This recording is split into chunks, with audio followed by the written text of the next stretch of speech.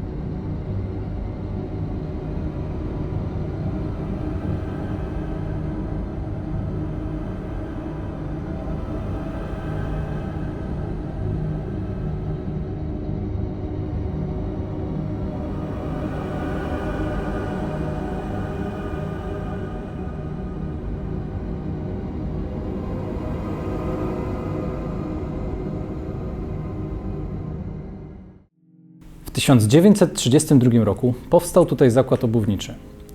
Obok tego zakładu stworzono przedsiębiorstwo wyrobów gumowych. W najlepszym okresie czasu firma zatrudniała ponad 300 osób.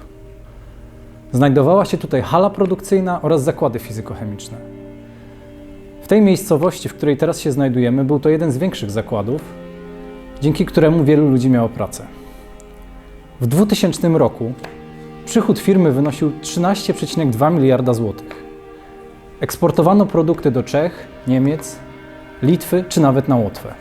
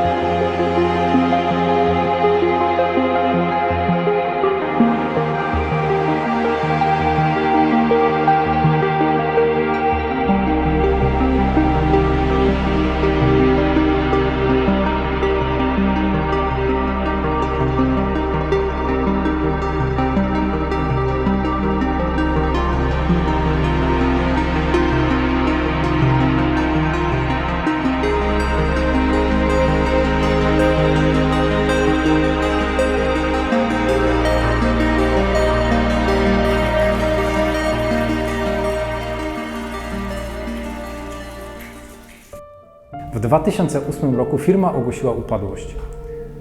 Co do powodów jej bankructwa zdania są podzielone.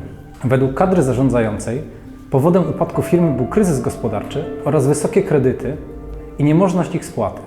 Z kolei dawni pracownicy uważają, że to złe zarządzanie firmą doprowadziło do jej upadku.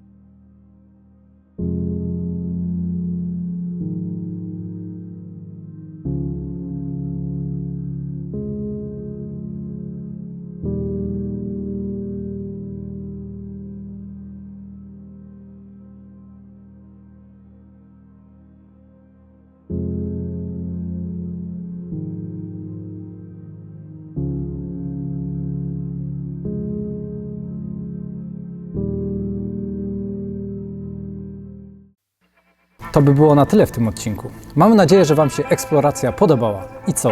Widzimy się w następnym. Dzięki, cześć!